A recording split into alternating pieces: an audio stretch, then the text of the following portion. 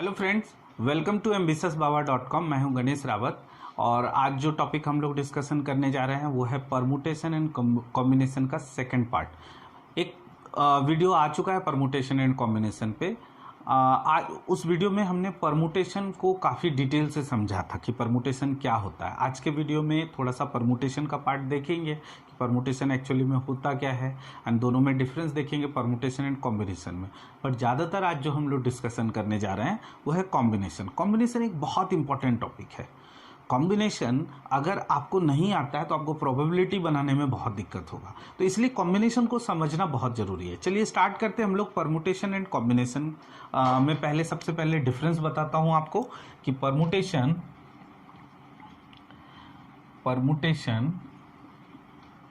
And combination, ठीक है, दोनों में डिफरेंस क्या है। परमुटेशन में सिंपल इसका मीनिंग होता है अरेंजमेंट। परमुटेशन क्या है? अरेंजमेंट। और ये क्या है? सिलेक्शन। मैं आपको एक छोटा सा एग्जांपल देता हूं जिससे कि आपको बहुत अच्छे से क्लियर हो जाएगा। 3 पर्सन है, ए, बी और सी, ठीक है। तीनों को कहीं मुझे बिठाना है, कहीं पे उसको अरेंज करना है, तो कितने तरीके से हम अरेंज कर सकते हैं। एक तो तरीका ये हो गया ए बी सी, पहला तरीका। दूसरा तरीका है ए सी बी, तीसरा तरीका है बी ए सी, चौथा तरीका है बी सी ए, पांचवा तरीका है सी ए बी और छठा तरीका है सी बी ए। यानी कि टोटल कितने तरीके से हम इसको अरेंज कर सकते हैं? 6 तरीके से। लेकिन गाइस तो ये होता है अरेंजमेंट, यानी कि इसको बोलते हैं हम लोग परमुटेशन। इसको निकालने का तरीका हमने पिछली बार पूरा डिटेल से देखा था हमने। लेकिन जब सिलेक्शन की बात आती है, सपोज ये 3 पर्सन है, हमें एक टीम बनाना है, 3 लोगों का एक टीम बनाना है, तो क्या हम कह सकते हैं कि ये एक टीम हो गया, दूसरा ये एक टीम हो गया, तीसरा एक टीम हो गया? नहीं कह सकते ना, क्योंकि आप ध्यान से देखिए सब तो एक ही चीज है ना। तो एक ही चीज है, यानी कि अगर हमें टीम बनाना है किसी 3 पर्सन का, तो उसको कैसे बना सकते हैं, कितने तरीके से बना सकते हैं? तो एक ही तरीके से बना सकते हैं। तो यानी कि ये 3 में से।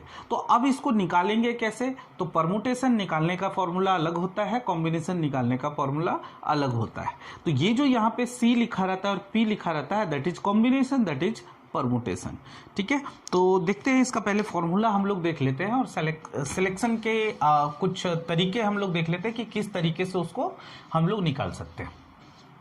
चलिए, जैसे परमुटेशन का फॉर्मूला होता है एन पी आर, इसका मतलब होता है N factorial N minus R factorial. और कॉम्बिनेशन का फॉर्मूला होता है N C R, that is N factorial R factorial N minus R factorial, ठीक है। तो यही फर्क है इसमें। परमुटेशन का फॉर्मूला ये होता है, कॉम्बिनेशन का फॉर्मूला ये होता है। अभी NCR, अब फॉर्मूले में थोड़ा एक चीज समझना। अगर मैं फॉर्मूले के तरीके से लिखूं, ठीक है, फॉर्मूले के तरीके से लिखूंगा थोड़ा कंफ्यूजन हो जाएगा। अगर मैंने सपोज एक वैल्यू निकाला 8C3, ठीक है, और एक वैल्यू 8P3, ठीक है, तो दोनों में फर्क देखते हैं। अगर इसका निकालते हैं तो हमें ये फॉर्मूला यूज करना है। तो यहाँ पे हो जाएगा 8 फैक्टोरियल, R है यानी 3 फैक्टोरियल, और 8 माइनस 3 दैट इज 5 फैक्टोरियल। अब इसको हम लोग सॉल्व करते हैं। फैक्टोरियल हमें समझ में आया, फैक्टोरियल पिछले वीडियो में भी बताया। अगर 8 फैक्टोरियल है तो 8 फैक्टोरियल का मतलब होता है 8 into 7 into 6 into 5 into 4 into 3 into 2 into 1, यानी कि जब तक 1 ना पहुंचे तब तक आपको चलते जाना है, ठीक है। तो इसमें फैक्टोरियल वगैरह में ज़्यादा हम लोग टाइम नहीं वेस्ट करते हैं। आपको 5 फैक्टोरियल तक आपको ध्यान रखना है कि 1 फैक्टोरियल 1 होता है, 0 फैक्टोरियल भी 1 ही होता है। 0 फैक्टोरियल 1, 1 फैक्टोरियल 1, 2 फैक्टोरियल 2, 3 फैक्टोरियल 6, ठीक है। 3 फैक्टोरियल क्यों 6 होता है? बिकॉज 3 इंटू 2 इंटू 1, तो 3 factorial 6, 4 factorial 24, 5 factorial 120, 6 factorial 720, but at least आप 5 फैक्टोरियल तक आपको याद रखना है, ठीक है। अब देखिए 8 फैक्टोरियल को हम लोग लिख सकते हैं 8 into 7 into 6 into 5 into 4 into 3, तो डायरेक्ट 5 फैक्टोरियल ही लिख देते। क्यों लिखा हमने 5 फैक्टोरियल? बिकॉज नीचे 5 फैक्टोरियल है तो हम इसको कैंसिल कर सकते हैं। 3 फैक्टोरियल हमें पता है 6 होता है, इसको ऐसे लिखना था 6, तो ये 6 6 कैंसिल, तो कितना आ गया आंसर अपना 56। अब देखते हैं 8p3 करते हैं तो उसको कैसे निकालेंगे, 8 फैक्टोरियल और 8 माइनस 3 दैट इज 5 फैक्टोरियल, बस इतना ही करना है। तो 8 इंटू 7 इंटू 6 इंटू 5 फैक्टोरियल, जो कि नीचे हमारा कैंसिल हो जाएगा, ये हो जाएगा। तो यानी कि 8 इंटू 42 दैट इज 336। तो ये हमारा आंसर हो जाएगा, ठीक है ना। तो ये हमें ध्यान रखना है कि दोनों को कैसे निकालना। अब कुछ एक चीजें हैं, अब आपको एक दो तरीका बताते हैं। ये तो खैर वैल्यू निकालने का तरीका मैंने आपको बता दिया, ताकि अभी हम लोग जब क्वेश्चन सॉल्व करेंगे तो उस टाइम पे आपको हेल्प हो। गाइस, जब भी यहां पे सपोज NC2 रहे, चलो n की जगह पे एक वैल्यू ले लेते हैं, सपोज 5C2 रहे, तो इसका वैल्यू कितना आएगा, 10 आएगा।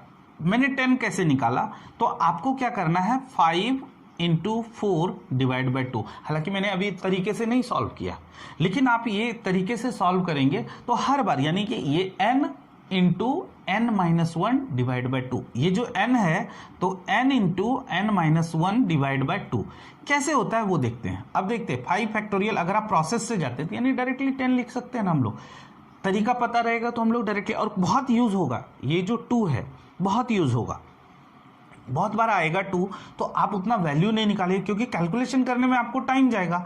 तो आप यहाँ लिखेंगे 2 फैक्टोरियल 3 फैक्टोरियल। अब देखिए फायदा क्या होगा, 5 फैक्टोरियल 4 इंटू 3 फैक्टोरियल लिख सकते हैं, क्योंकि 3 फैक्टोरियल नीचे कैंसिल हो जाएगा और 2 फैक्टोरियल 2 ही होता है। तो यही चीज आया ना। अब यहाँ 5 की जगह कुछ भी रखिए, 13C2 रखा तो देखिए 13 फैक्टोरियल 2 फैक्टोरियल 11 फैक्टोरियल, तो यहाँ हो जाएगा 13 into 12 into 11 factorial divide by 2 into 11 factorial. तो देखिए वही चीज आ रहा है ना, n into n minus 1 divide by 2। तो जब भी आपको यहाँ पे 2 दिखे या इन दोनों का डिफरेंस 2 दिखे, ये भी एक चीज है, क्योंकि इनका जो डिफरेंस है वो भी अगर 2 आता है और या यहाँ पे 2 हो तो आप सीधे लिखेंगे n into n minus 1 divide by 2, यानी कि ये आप फॉर्मूला यूज करेंगे। क्यों करेंगे ये मैंने अभी आपको एक्सप्लेन करके बताया है, ठीक है।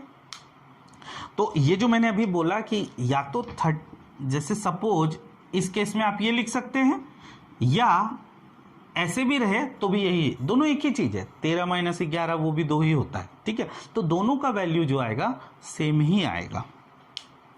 अब आते हैं, ये जब यहां पे 2 रहा, यानी ऊपर कुछ भी वैल्यू रहे तो आपको ये करना था, यानी कि यहां पे n रहे तो आपको ये करना था। अगर यहां पे 1 रहे और ऊपर कुछ भी रहेगा, आप डायरेक्ट n लिखेंगे। आप सॉल्व करके देख लीजिए, सपोज 6C1 रहेगा तो आपको क्या लिखना है, 6 फैक्टोरियल अपॉन 1 फैक्टोरियल और 5 फैक्टोरियल। अब देखिए 6 into 5 factorial divide by 1 into 5 factorial, cancel हो जाएगा, 6 वही आ गया ना वैल्यू, जो n है वही आ गया। तो 1 रहेगा तो आप n लिखेंगे, और यहां पे अगर r की जगह पे n रहा, यानी कि ये दोनों सेम रहेगा, तो आप वैल्यू 1 लिखेंगे, ठीक है। तो इस तरीके से आप चाहें तो इसको सॉल्व कर सकते हैं, यानी कि अगर सपोज 6 से 6 रहा तो आप लिखेंगे 6 factorial divide by 6 factorial, 6 minus 6 0 factorial. तो 6 फैक्टोरियल डिवाइड बाय 6 फैक्टोरियल, हमें पता है 0 फैक्टोरियल 1 ही होता है, तो आंसर 1 आ गया। यानी दोनों अगर सेम रहेगा तो 1 लिखेंगे, यहां 1 रहा या दोनों का डिफरेंस 1 आया तो आप n लिखेंगे, ठीक है। NC1 equal to NC n minus 1 होता है, यानी मेरा कहने का मतलब है NCR इक्वल टू होगा NCR माइनस 1। ये दोनों का वैल्यू जो होगा वो दोनों का n माइनस r, जैसे 13C2 इक्वल टू 13C11, दोनों एक ही वैल्यू होता है, यानी कि इन दोनों का डिफरेंस, तो यहां n माइनस r, तो दोनों सेम ही होगा। ये वैल्यू। तो ये एक तरह से फॉर्मूला, एक तरह से तरीका है, आपको ध्यान में रखना है। चलिए अब डायरेक्ट हम लोग क्वेश्चन में आते हैं कि इसको कैसे। मैंने अभी ये सब तरीका इसलिए बताया क्योंकि जब हम सॉल्व करेंगे तो कुछ चीज़ों को हम लोग डायरेक्ट शॉर्टकट तरीके से, यानी कहीं 1 दिखा तो हम डायरेक्ट n लिख देंगे, कहीं पे n दिखा तो हम डायरेक्ट 1 लिख सकते हैं, तो कहीं पे 2 दिखा तो n into n minus 1 divide by 2 उसका फॉर्मूला यूज कर सकते हैं। आते क्वेश्चन नंबर 1 में। क्वेश्चन नंबर 1 में लिखा है 10c4 प्लस 10c5, इसका वैल्यू निकालना है। तो चलिए निकालते हैं। ये हो जाएगा 10 फैक्टोरियल, ये हो जाएगा 4 factorial 6 factorial plus 10 factorial 5 factorial 5 factorial. अब आते हैं हम लोग 10 factorial 10 into 9 into 8 into 7 into 6 factorial नहीं लिखते हैं क्योंकि हमें पता है 6 फैक्टोरियल कैंसिल ही होना है ना, नीचे है। तो अब सिर्फ 4 फैक्टोरियल को हम लोग एक्सपांड कर देते हैं, प्लस 10 फैक्टोरियल को लिखेंगे 10 into 9 into 8 into 7 into 6 into 5 factorial. तो 5 इंटू 4 इंटू 3 इंटू 2 ये लिखेंगे। अब यहाँ पे 4 इंटू 2 ये 8 कैंसिल हो जाएगा और ये हो जाएगा 3, तो कितना हो गया, ये हो जाएगा 210। 5 इंटू 2 ये 10 कैंसिल हो रहा है, 4 से ये 2 कैंसिल हो रहा है, 3 से हो जाएगा 3। अब कितना हो गया 6 इंटू 6 36, 36 इंटू 7 तो ये हो जाएगा 42, 21 और 4 25, तो ये हो जाएगा 264। 462 is your answer of question number 1, है ना। इस तरीके से इसको सॉल्व करना है। नेक्स्ट क्वेश्चन में आते हैं। तरीका पता रहेगा तो फटाफट हो सकता है सॉल्व, थोड़ा कैलकुलेशन वगैरह पे इसमें ध्यान देना है। क्वेश्चन नंबर 2 में आते हैं। क्वेश्चन नंबर 2 में लिखा है if NPR equal to this one and NCR equal to 56 then N and R will be. N और R का वैल्यू निकालना है। गाइस हमें पता है ना NPR का फॉर्मूला क्या होता है। देखिए NPR इसका फॉर्मूला क्या होता है, N फैक्टोरियल और N माइनस R फैक्टोरियल, और NCR का फॉर्मूला क्या होता है, N factorial R factorial N minus R factorial. Guys ध्यान से देखिए, NCR के फॉर्मूले में कहीं ना कहीं NPR छुपा हुआ है ना। अगर ध्यान से देखिए तो ये कहीं ना कहीं इसमें है ना, है। तो हम लोग लिख सकते हैं क्या, NCR will be what, NPR upon R factorial लिख सकते हैं हम लोग, ठीक है ना। अब वैल्यू पुट कर देते हैं। NCR कितना लिखा है यहाँ 56 और NPR कितना लिखा है 336 divided by R factorial. R factorial को आप इधर लेके आइए और 336 डिवाइड बाय 56 कीजिए। 8 से ये 7, 32, 2, 7 से ये 6, तो R फैक्टोरियल कितना आ गया 6, तो R विल बी व्हाट 3 होगा क्योंकि 3 फैक्टोरियल ही 6 होता है। जब R इक्वल टू 3 आ गया तो हमें क्या पूछा है कि N and R will be what. Guys यहां से हम चाहे तो निकाल सकते हैं, आप चाहे तो यहां से भी निकाल सकते हैं कि R अगर हम 3 रखेंगे तो इस टाइम पे अगर आप ऑप्शन का हेल्प लेते हैं तो आपको काफी इजी हो जाएगा, ठीक है। अगर यहाँ पे चूंकि हमने ऑप्शन नहीं दिया है बट क्वेश्चन में आपके ऑप्शन रहेगा, क्योंकि अगर आप प्रोसेस से जाएंगे बहुत टाइम लग जाएगा, तो क्वाड्रेटिक वगैरह में चला जाएगा। तो आपको वहां पे क्या करना है, NCR जो भी ऑप्शन दिया हुआ है, तो 56 कब होगा, आप यहाँ पे N की जगह अगर आप 8 रखते हैं तो देखते हैं इसका वैल्यू क्या आता है, 8 factorial 3 factorial 5 factorial. 8 into 7 into 6 5 factorial तो कैंसिल हो जाएगा, 3 इंटू 2 तो ये कैंसिल हो जाएगा, आंसर हो जाएगा 56। तो यस यहाँ पे मैच कर रहा है, तो it means N equal to what 8 आएगा and R equal to what 3। तो यही पूछा है आपसे कि N एंड R का वैल्यू क्या हो जाएगा, तो N का वैल्यू हो जाएगा 8 एंड R का वैल्यू हो जाएगा 3। नेक्स्ट क्वेश्चन यानी क्वेश्चन नंबर 3 की ओर चलते हैं। कुछ वैसा ही क्वेश्चन है। Question number 3, if 18CR and 18CR plus 2 है ना, then the value of equal है, तो then the value of RC5 will be what. यहां पे ध्यान से देखिए R है और यहां पे R प्लस 2 है। अगर दोनों इक्वल लिखा है, ठीक है, दोनों अगर इक्वल लिखा है तो अगर यहाँ पे दोनों को इक्वल लिखा है 18CR, ये यहाँ पे वैल्यू दिया है 18CR+2, अगर ये दोनों का वैल्यू दिया है तो गाइज यहाँ पे क्या हो जाएगा, R इक्वल टू हो जाएगा 18 - R+2, ये हो जाएगा, ठीक है, ये हो जाएगा 18CR। यस, अभी ये इसका रूल है कि अगर ये जब भी इक्वल रहा, देखिए मैंने आपको एक एग्जांपल दिया था, इसका एग्जांपल दिया था, तो मैंने क्या बोला था, है ना, कि इन दोनों का डिफरेंस इक्वल होगा, है या नहीं है इक्वल। तो हमने क्या किया यहाँ पे, ये R इक्वल टू है ना, ये R है, R इक्वल टू व्हाट, इन दोनों का डिफरेंस, तो वही लिया हमने। तो चलिए ये समझ में आ गया कि कैसे यहाँ पे लेना है, क्यों यहाँ पे आया। तो R इक्वल टू क्या हो जाएगा 18 - R-2, तो -R को इधर ले आइए तो ये हो जाएगा 2R और ये हो जाएगा 16। R equal to what 8। आपसे पूछा है 8C5 का वैल्यू, 8C5 का वैल्यू वही आएगा जो हमने थोड़ी देर पहले 8C3 का निकाला था, क्योंकि 8 और 3 का डिफरेंस 5, दोनों सेम होता है। थोड़ा प्रैक्टिस करेंगे तो ये सब चीजें आ जाएगा। 3 फैक्टोरियल, देखिए 8 फैक्टोरियल को हम लोग लिख सकते हैं 8 × 7 × 6, और 3 फैक्टोरियल को लिख सकते हैं 3 × 2 यानी कि 56। तो क्वेश्चन नंबर 3 का भी आंसर क्या हो जाएगा 56। आई होप कि इसमें ये समझ में आ गया होगा कि इसको कैसे कैलकुलेट करते हैं। अब आते हैं इसके जो कॉम्बिनेशन के कुछ और क्वेश्चन होते हैं जहां पे हमें लोगों को सेलेक्ट करना है, देन हमको ये पुट करना। अभी मैंने आपको सिर्फ कैलकुलेशन समझाया कि कैसे कैलकुलेट करते हैं। चलिए नेक्स्ट क्वेश्चन की ओर चलते हैं।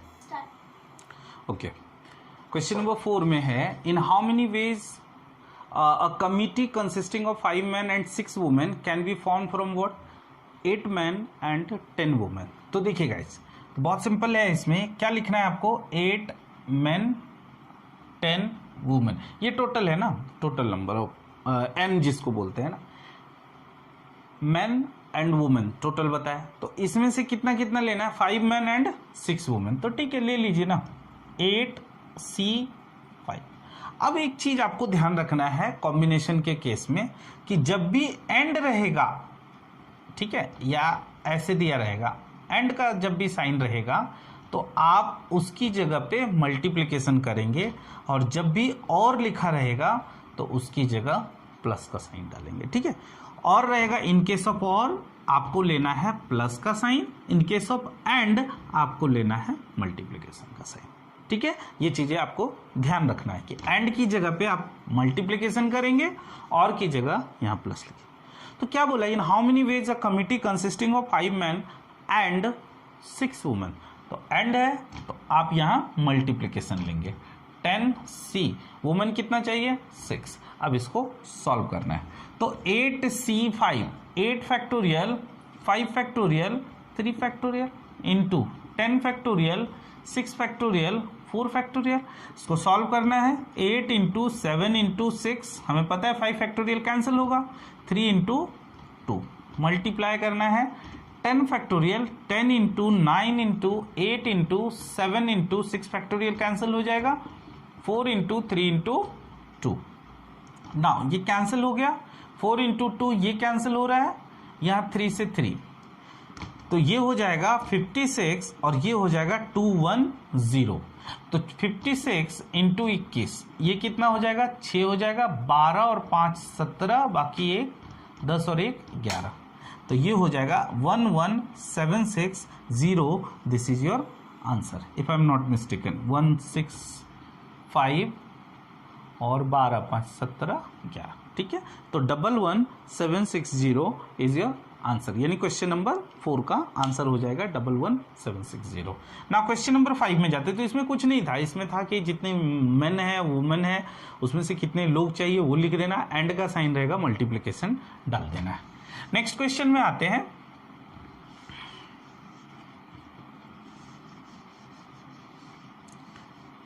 क्वेश्चन नंबर 5 में क्या बोला है, from a group of 7 men and 6 women।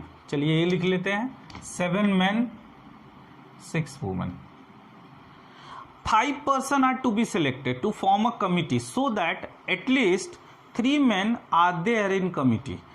In how many ways can it be done? तो यहाँ पे क्या बोला है कि कम से कम एटलीस्ट, ये वाला पॉइंट को आप ध्यान दीजिए, एटलीस्ट 3 men. जब भी एटलीस्ट का केस रहेगा तो वहां पे क्या, इस क्वेश्चन का कहने का मतलब है कि कम से कम 3 men होने चाहिए.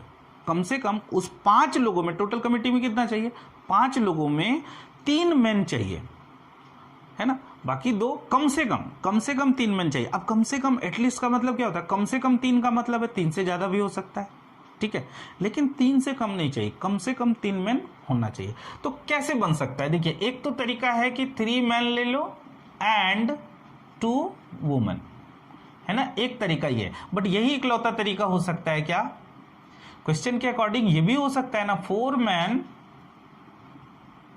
एंड 1 woman, या पांचों के पांचों मेन ले लो, क्योंकि क्या बोला है, कम से कम 3 men होना चाहिए, उसने वुमन का कोई कंडीशन नहीं लिखा है. अच्छा, ये तरीका हो गया. तो अब आप फटाफट ये लिखिए 7C3. देखिए अब यहाँ पे 6C2, देखिए दिखने में बहुत लग रहा होगा कि हाँ काफी कॉम्प्लिकेटेड जाएगा, नहीं, इसीलिए मैंने आपको इसमें मैंने आपको स्टार्टिंग में कुछ रूल बताए थे, और रहेगा प्लस का साइन लेना है 7C5, इसलिए मैंने आपको स्टार्टिंग में रूल बताए थे कि कैलकुलेशन थोड़ा इजी हो जाए. अब यहाँ 7C3 है तो नो डाउट हमें 7 फैक्टोरियल, 3 फैक्टोरियल और 4 फैक्टोरियल लिखना है. इनटू मैंने आपको बताया था ना, 2 रहे या दोनों का डिफरेंस 2 रहेगा तो क्या करेंगे, n into n minus 1 divide by 2, यानी 6 इंटू 5 30 होता है, उसका आधा कितना हो जाएगा 15. ये लिख देंगे, डायरेक्ट लिख देंगे. अब 7C4, 7 factorial, 4 factorial, 3 factorial into 6C1, यहाँ 1 रहेगा तो आप डायरेक्ट सिर्फ 6 लिखेंगे, यानी n लिख देंगे. अब दोनों का डिफरेंस देखिए, यहाँ पे 2 है ना, अगेन आप 7 इंटू 6 उसका आधा, यानी 7n into n minus 1 divide by 2, 42 का आधा 21. अब देखिए गाइस, आपको सिर्फ 2 जगह कैलकुलेशन करना है, ध्यान से देखिए, तो एक ही जगह कैलकुलेशन करना है, बिकॉज ये दोनों एक ही चीज है ना. तो एक ही चीज है, क्यों एक ही चीज है, बिकॉज इन दोनों का डिफरेंस ये आ रहा है ना, तो जब इन दोनों का डिफरेंस ये आएगा तो आप आराम से एक को सॉल्व कीजिए, दूसरा अपने आप वही रहेगा. अच्छा, यहां पे हो जाएगा 7 फैक्टोरियल, 7 इंटू 6 इंटू 5, 3 इंटू 2, यहां लिखेंगे इंटू 15, प्लस 7 इंटू 6 इंटू, अच्छा इसमें कुछ नहीं, ये सॉल्व करेंगे तो हमें पता 35 ही आ रहा है, तो डायरेक्ट आप 35 इंटू 6 लिखेंगे प्लस 21. देखिए अब ये 15 इंटू 35 कितना हो जाएगा, 75, 45 और 7, 5 2 5 प्लस 210 प्लस 21, 6 5 7, तो 756 इज योर आंसर. तो लग रहा है कि हाँ बहुत कैलकुलेशन है, कुछ कैलकुलेशन है, ये प्रोसेस है. अगर आप तरीका समझ गए तो कुछ कुछ चीजों को आप अवॉइड कर सकते हैं, आप चाहें तो, ठीक है. नेक्स्ट क्वेश्चन नंबर 6 की ओर चलते हैं. क्वेश्चन नंबर 6 में बोला, in a group of 6 boys, in a group of 6 boys and 4 girls, 4 children are to be selected. In how many different ways can they be selected such that at least 1 boy should be there? तो total कितने 6 boy हैं and 4 girl. कितना select करना है, 4 बच्चों को select करना है, जिसमें कम से कम क्या होना चाहिए, 1 बॉय तो होना ही चाहिए. तो हम लोग ऐसे लिख सकते हैं क्या, 1 बॉय एंड 3 गर्ल. दूसरा तरीका है 2 बॉय एंड 2 गर्ल. तीसरा तरीका है 3 बॉय एंड 1 गर्ल, और चारों के चारों बॉय हो जाए, ठीक है, ये एक तरीका है. अब हम इसको करते हैं सॉल्व. देखिए दिखने में बहुत बड़ा है, बट आप इसको अगर सॉल्व करेंगे तो बहुत छोटे में सॉल्व हो जाएगा, क्योंकि मैक्सिमम में देखा जाए तो ज़्यादा कैलकुलेशन ही नहीं है. 2 बॉय है तो 6C2 into 4C2 plus 6C3, है ना. ओके, यहां 4C3 हो जाएगा, sorry, into 4C1 plus 6 boy है ना, 6C4. अब देखते हैं इसको सॉल्व करते हैं. यहां डायरेक्ट मैं 6 लिख देता हूं. 4C3 डिफरेंस कितना आ रहा है 1, तो डायरेक्ट n लिख सकते हैं. यहाँ 2 है तो n into N minus one divide by 2 यानी कितना हो जाएगा 15 हो जाएगा, इंटू 4 इंटू 3 डिवाइड बाई 2 यानी 6C3। अब एक जगह आपको कैलकुलेशन करना है 6 फैक्टोरियल 3 फैक्टोरियल 3 फैक्टोरियल, देखेंगे थोड़ी देर में कि क्या आएगा। यहाँ डायरेक्ट 4 लिखेंगे और ये दोनों डिफरेंस आ रहा है कितना 2 आ रहा है, तो आप लिखेंगे 6 इंटू 5 उसका आधा 30 का आधा 15, ठीक है। तो ये हो जाएगा 24 प्लस 90 प्लस, अब 6C3 कितना हो जाएगा 6 इंटू 5 इंटू 4 और डिवाइड बाय 6 यानी कि 20 इंटू 4 प्लस 15। तब तक इसको ऐड कर लेते हैं, 5 4 9 10 2 12 प्लस 20 इंटू 4 80 हो जाएगा, ये हो जाएगा 209। दिस इज योर आंसर, ठीक है। चलिए कुछ और क्वेश्चन देखते हैं हम लोग। Question number 7, out of 7 consonants and 4 vowels how many words of 3 consonants and 2 vowels can be found. 7 consonant and 4 vowel से हमें क्या करना है, कितने वर्ड बन सकते हैं, क्या 3 कॉन्सोनेंट एंड 2 वोवेल का। देखिए 7 कॉन्सोनेंट है और कितने 4 वोवेल है। चलिए मैं एक लिखता हूं कि कॉन्सोनेंट जो है वो है B C D F G H J और 4 वोवेल है A E I O, ठीक है। अब इससे मुझे वर्ड बनाने हैं, ठीक है, जिसमें क्या होना चाहिए 3 कॉन्सोनेंट एंड लिखा है, ध्यान दीजिएगा, 2 वोवेल्स। चलिए 3 कॉन्सोनेंट निकाल लेते हैं, 7C3 एंड लिखा है तो 4C2, ये हमने पिक कर लिया। 3 कितने तरीके से हो सकते हैं, अब इसको सॉल्व करते हैं। 7 इंटू 6 इंटू 5 इंटू 4, 3 फैक्टोरियल है ना नीचे, तो 3 और 4 हो जाएगा, तो 4 फैक्टोरियल तो कैंसिल हो जाएगा, 7 इंटू 3 वहीं तक लिखना है, 4 फैक्टोरियल कैंसिल हो जाएगा, 3 इंटू 2 इंटू 4 फैक्टोरियल 4 है ना, 2 है तो डायरेक्ट 4 इंटू 3 डिवाइड बाई 2 लिख सकते हैं, तो ये 6 तो कैंसिल हो जाएगा, 35 इंटू 6 यानी कि 210। बट क्या अपना आंसर आ गया क्या, नहीं, क्यों नहीं आया मैं आपको बताता हूं। ये जो 210 आया ये अपना आंसर नहीं है। 210 तरीके से हम इसको निकाल सकते हैं, यानी कि B C D A E ये हमने एक वर्ड निकाला, एक वर्ड निकाला 5 लेटर का, जिसमें कि 3 कॉन्सोनेंट और 2 वोवेल। आप समझिए इसको, तो ऐसे कर करके हम बहुत सारे वर्ड बना सकते हैं, बहुत सारे। तो कितने बना सकते हैं, 210 वर्ड बना सकते हैं। लेकिन यहां पे कह रहा है कि कितने वर्ड फॉर्म हो सकते हैं। अब देखिए गाइस, अब हमने सपोज एक वर्ड निकाला, एक वर्ड 210 में से एक वर्ड को पिक करते हैं। अभी एक वर्ड ही अगर आप ध्यान से देखिए तो ये कितने तरीके से सफल हो सकता है, 5 है, यानी कि ये अकेला ही 5 फैक्टोरियल यानी 120 तरीके के नए वर्ड बना सकता है उल्टा पुल्टा करके। ये तो जो 210 निकला ये पिक करने का तरीका, दैट इज सिलेक्शन। सी हमने जो यूज किया है word, combination is word selection, ये हमने सेलेक्ट किया। अब इसी को, यही 5 लेटर के वर्ड को अगर हम सफल करते हैं तो ये टोटल कितना 120 वर्ड देता है। तो ऐसे टोटल 210 वर्ड हैं, और अगर हम उससे वर्ड बनाने लगेंगे तो क्या आंसर हो जाएगा, 210 इंटू 5 फैक्टोरियल यानी 210 into 120 is your answer. This is your answer, यानी 25,200 वर्ड बन सकते हैं 7 कॉन्सोनेंट एंड 4 वोवेल से। आखिरी क्वेश्चन की ओर चलते हैं, क्वेश्चन नंबर 8। क्वेश्चन नंबर 8 में लिखा, how many number of 4 digits divisible by 5 can be formed with the digit 0 3 5 7 and 9। तो 5 है, 0 3 5 7 9, ये 5 डिजिट है। इनसे हमें 3 डिजिट के ना, हाउ मेनी नंबर 4 डिजिट के, सॉरी 4 डिजिट के हमें कितने वर्ड कितने बनाने हैं, सॉरी नंबर कितने बन सकते हैं, है ना, 4 डिजिट्स के जो 5 से डिविजिबल है। गाइस 5 से डिविजिबल कौन कौन होते हैं, 5 से डिविजिबल वही होते हैं जिसके एंड में या तो 0 आ जाए या तो 5 आ जाए। तो चलिए इससे मैं निकालता हूं, 1 2 3 4, है ना, ऐसे बहुत सारे नंबर निकलेंगे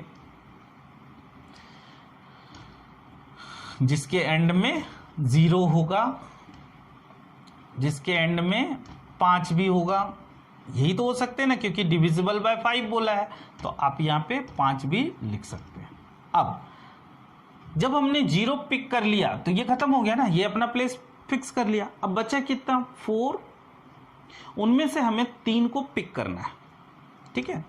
अब देखिए गाइस, अगर हमें यहाँ पे सपोज हमने 3, 5, 7 पिक किया, तो क्या ये 3, 5, 7 ही हो सकता है? 7, 3, 5 भी तो हो सकता है, 5, 7, 3 भी तो हो सकता है। ये सब अलग अलग नंबर और सारे के सारे 5 से डिविजिबल है। तो गाइज यहाँ पे क्या होगा, आप C मत पिक कीजिए, यहाँ पे P पिक कीजिए। अब P में क्या फायदा होगा कि ये आपको परमुटेशन यानी कि यहाँ पे शफलिंग अलाउ करेगा, ठीक है। तो शफलिंग अलाउ करेगा तो 4P3 कितना हो जाएगा, 4 फैक्टोरियल एंड 1 फैक्टोरियल यानी कि 24 हो जाएगा, ठीक है। 24, 4, 4, 3 पिक किया, ठीक है। उसी तरह से यहाँ पे भी 24 हो जाएगा, उसी तरीके से यहाँ पे भी 24 हो जाएगा ना, 4 है यहाँ पे भी, तो यहाँ पे भी 24 हो जाएगा। ये 4, एक पिक हो गया और एक पिक हो गया, करेक्ट। तो यहाँ पे भी दूसरे में भी अगर देखा जाए तो 4 फैक्टोरियल ही आ जाएगा ना, 4 में से 3, तो ये 24 हो जाएगा। तो 24 तरीके से ये हो जाएगा, 24 तरीके से ये हो जाएगा, कितना हो जाएगा 48। लेकिन 48 is not your answer, 48 is not your answer. क्यों? क्योंकि इस केस में क्या हो जाएगा, 48 आंसर इसलिए नहीं होगा क्योंकि यहाँ पे जब आप शफलिंग करेंगे तो कुछ टाइम पे 0 स्टार्टिंग में भी आ सकता है, ठीक है। 0 स्टार्टिंग में भी आ सकता है। जब 0 स्टार्टिंग में आ जाएगा तो क्या ये 4 डिजिट का नंबर होगा? नहीं, ये 3 डिजिट का नंबर होगा। तो हमें क्या करना है, हमें ढूंढना है कि टोटल ऐसे कितने नंबर हैं जिसके स्टार्टिंग में 0 और एंड में 5 आते हैं। तो 0 स्टार्टिंग में और एंड में 5, तो बचा कितना, 0 भी और 5 भी अपने प्लेस को फिक्स कर लिया, बचा कितना, 3 में से हमें 2 पिक करना है। तो क्या हो जाएगा 3 फैक्टोरियल है ना, 3P2 हो जाएगा यानी कि 3 फैक्टोरियल, सिंपल।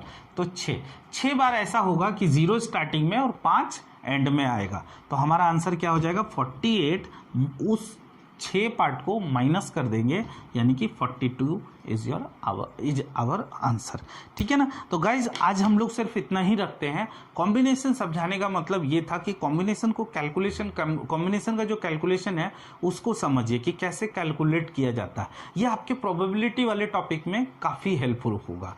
तो गाइज आज के लिए सिर्फ इतना ही। परमुटेशन एंड कॉम्बिनेशन का पार्ट यही तक रखते हैं हम लोग। नेक्स्ट वीडियो में हम लोग प्रोबेबिलिटी को देखेंगे, ठीक है। Guys if you like our videos, please like, comment and share with your friends and family. Also subscribe us and press the bell icon too. Thank you so much guys.